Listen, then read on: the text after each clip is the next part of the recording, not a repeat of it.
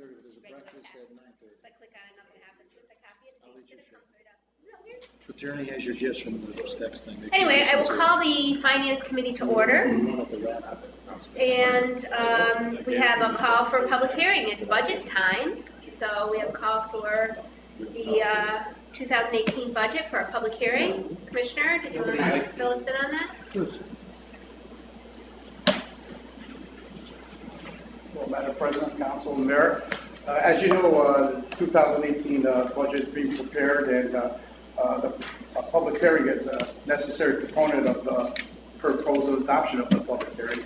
And what we are doing is requesting today for a public hearing to be called for and scheduled on October 10th, which is a Tuesday. The reason for that, as you know, is Monday is Columbus Day. So we're asking for the council meeting October 10th for the public hearing. As you know, the mayor will be submitting the budget to you on or before October 1st of 2017, and from there we'll go on. Any questions? Nope, excuse me. No, that's fine. No problem. Take command. Any questions? Jerry Garcia time? Yes. Very good. Thank you. I know my time is coming. Okay. So I will ask for a motion.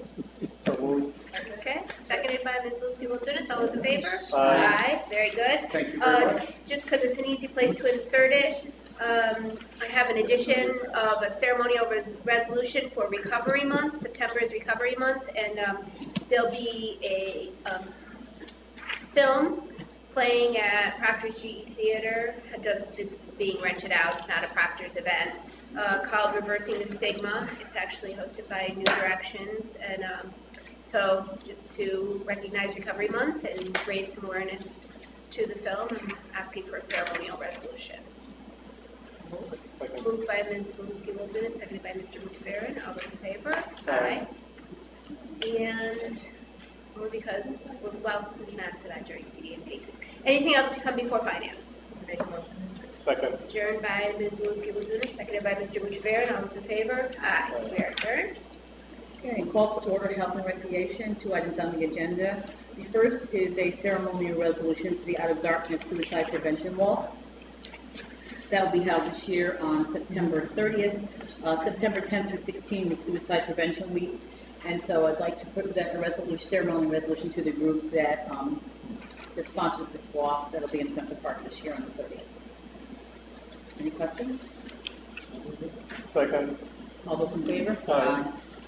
Okay, the second item on the agenda is no smoking around municipal buildings. Mr. Mayor. Thank you, Madam Chair. This apparently has been brought up before with the looking at city employees, and then it becomes, is it enforceable or not enforceable? And we met with MVP, part of our wellness campaign. There's also issues with, President, talking about the health issues. The maintenance staff finds smoking is the biggest factor. They prefer not to have smokers because of the litter that it creates. But what I've asked the council to do, as opposed to considering a perimeter ban for city employees, do it for all public buildings, so that there becomes a perimeter around them where that we really encourage people not to smoke. It's just part of the overall wellness campaign that we're doing on an ongoing basis, looking at City Hall and really do it for all city buildings, but the pragmatic side is really focus inside this building. Ms. Peraza.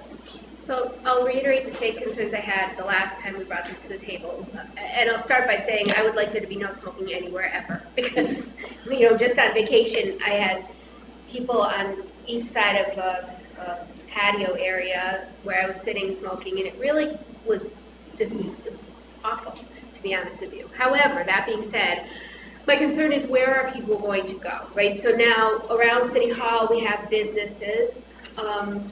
Will people go to businesses? If you're talking about the, general services building, it's in a residential area. Will people, can we designate an area? Can we at least put some sort of a plan in place as to where people will go if they're gonna smoke, because I would be concerned as a business or as a home that somebody was standing outside of my place of business or where I lived to smoke because they couldn't smoke across the street. And then the other issue is, how does that look as far as break times for employees? Like, say we ask them to go over to the parking lot where would be parks, what does that look like as far as, time away from work?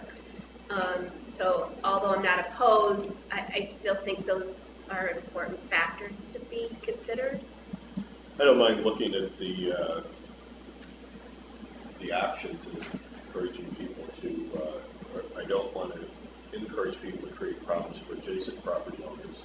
But I think that our real message should be encouraging people not to smoke and to avail themselves. We've done it a couple times with the smoking cessation courses, which there's a number of programs out there that are willing to work with us. And what I've learned is there's no silver bullet in that. You never quite know what's going to click with any one individual, and it's very addictive. So it requires some people a number of times to try it, and so you want to look at what the options would be for each building. But at the same time, our message, I think, is that we're encouraging people to not smoke and to avail themselves of whatever programs or support that we could provide, not only for city employees, but the much broader community as a whole, and use this as really one small component of that. I align with all of that, but I would just want I just want the municipal buildings to be good neighbors, right? And so if we're not allowing people to smoke on our grounds, what will happen? Unless we have a plan to say, okay, this is the designated area you can smoke. I don't, if I'm the only person with that opinion, then it doesn't, Well, the other part of that is that when inclement weather comes, in the summer, you don't mind standing out there, but, in the snow, people still want to smoke, and, when it's That might raining. be the thing that encourages them not. that's quit. I have a feeling that won't be it, but, so if it's raining or snowing or whatever, people are gonna wanna be sheltered somewhere, and then they tend to kind of break that rule to say, it's snowing out, so I'm gonna get close to the building, so I think that's something that we really need to consider as well. And, this is for everyone, not just municipal employees, right? So, are there other questions or concerns or thoughts on this? I'm certainly, yes, Ms. Blaser. We had non-smoking signs up on the building before, on City Hall before, but those went away. Was there a reason those went away? I'm not aware of that. Did nobody else saw those, like a couple years ago? Yeah. I'm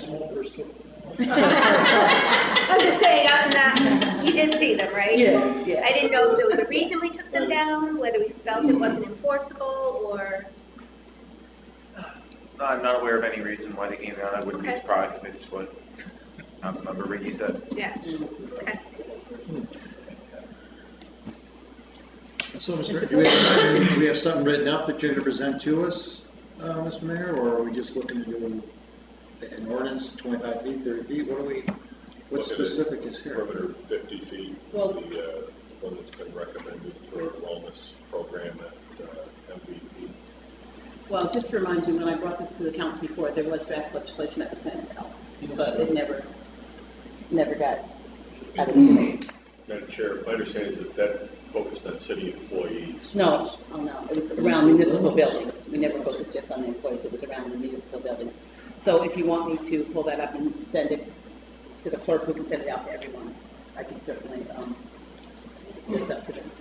Yeah, because we actually, I don't know if she replied back to us, but we're probably going to have a meeting very soon with Judy Rickmeyer from the Tobacco Free Coalition of New York State. Did she reply back to her emails? Not yet, no. Okay, so there's some other issues she's talking about with the convenience stores again. So perhaps I can ask her again if there's legislation. And again, I know the county has it. They still smoke in front of our buildings.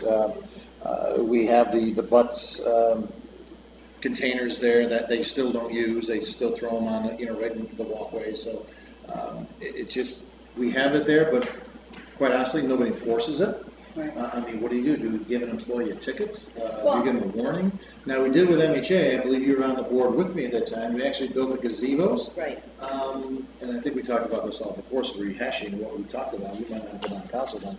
But we built gazebos at MHA sites so they can actually smoke, inside the gazebo, which was well away of the 50-foot perimeter that MHA established as well. Then we got the free signs from Smoke Free, which they did on Little League sites and all those other sites throughout the city, parks. But It was a little bit more enforceable then because these were people who lived in the building or worked, Yeah. so you kind of had something, a little bit more leverage, Right. and not so much with the general public. So, as I said, I can resend the legislation that we did receive already from the Tobacco Free Coalition, and Judy was involved with that, Yeah. that we considered several months ago. And so, Mayor, is there a time frame that you're looking at to try to move this along? I was trying to make things happen quicker.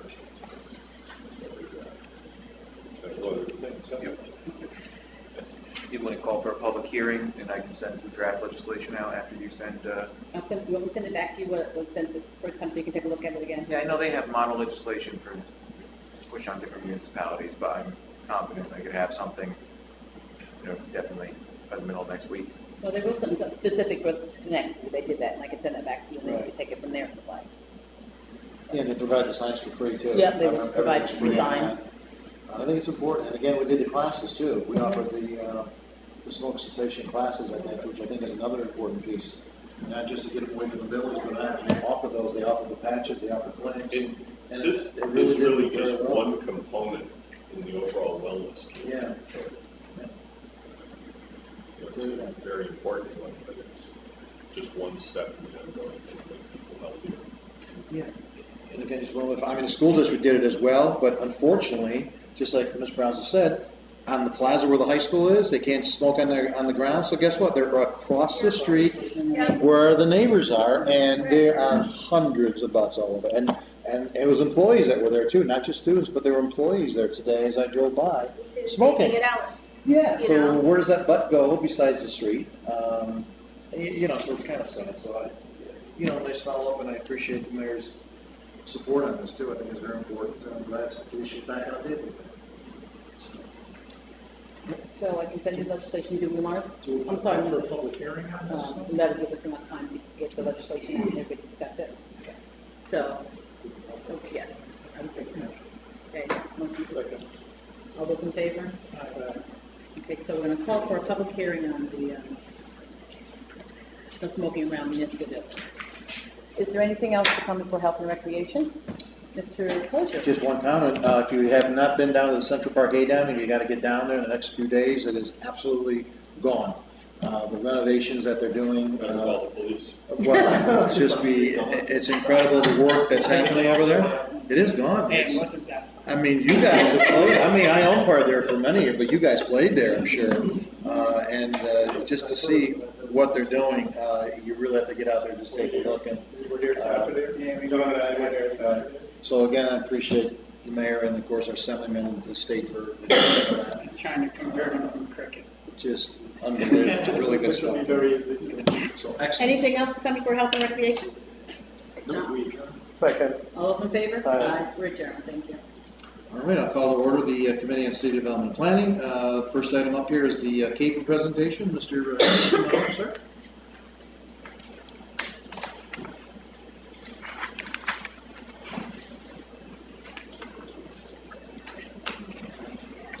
The floor is yours.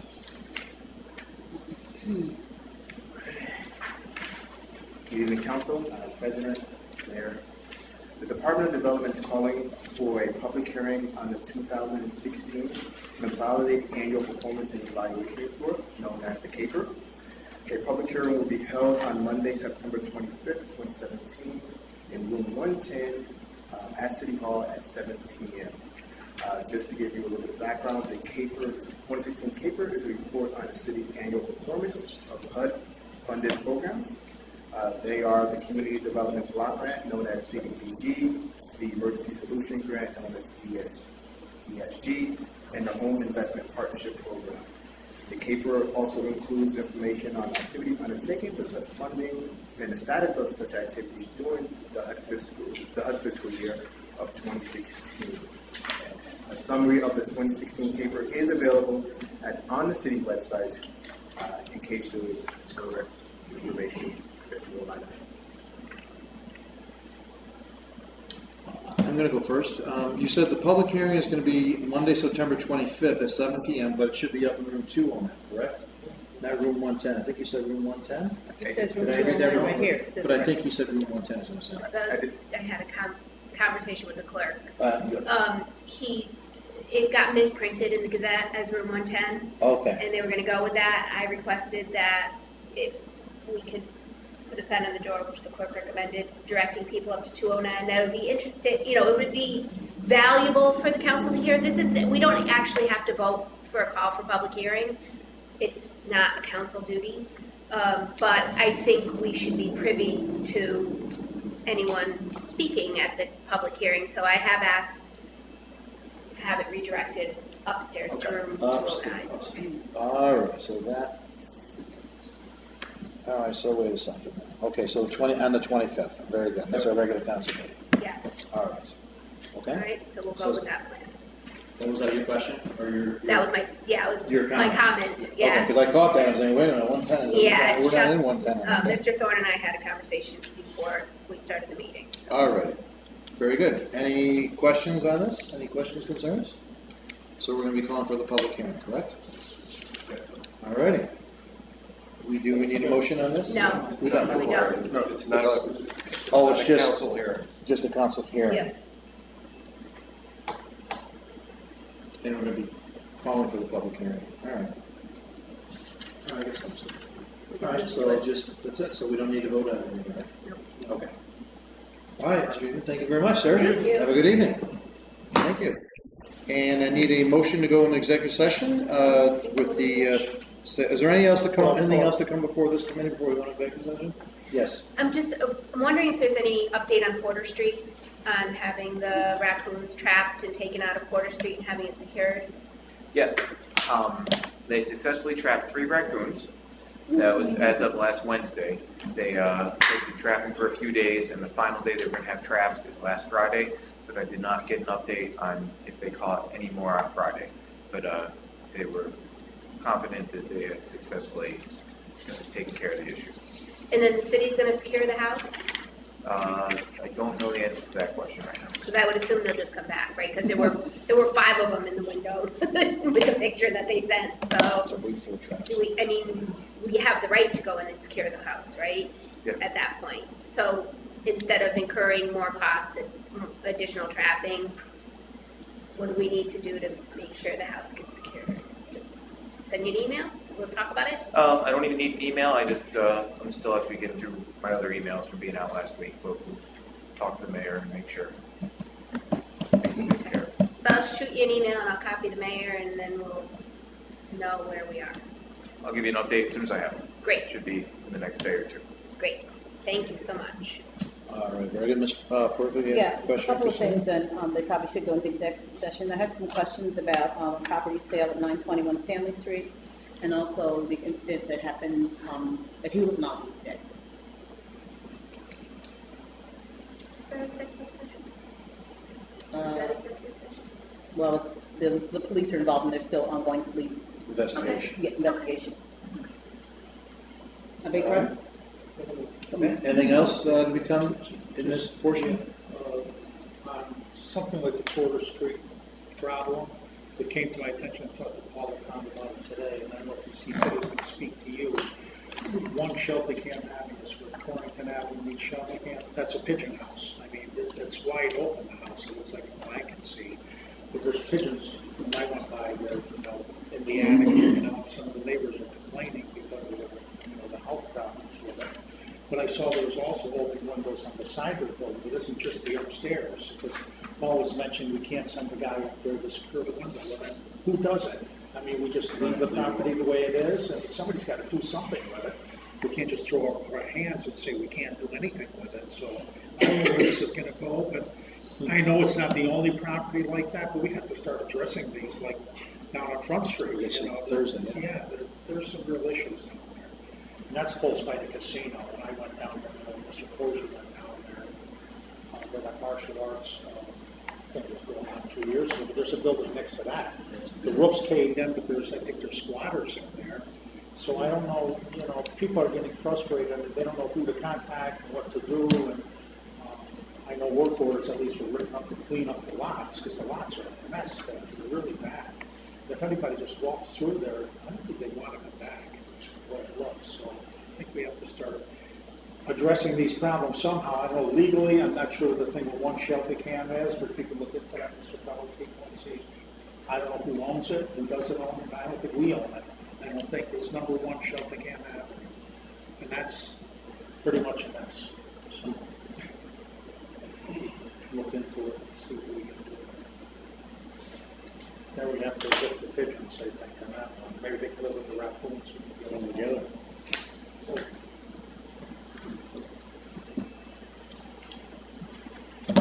We can have a squad dinner. Exactly, right, is that this idea, anything else come for our committee here before we go into executive session? Nothing, so I need a motion to go into executive session.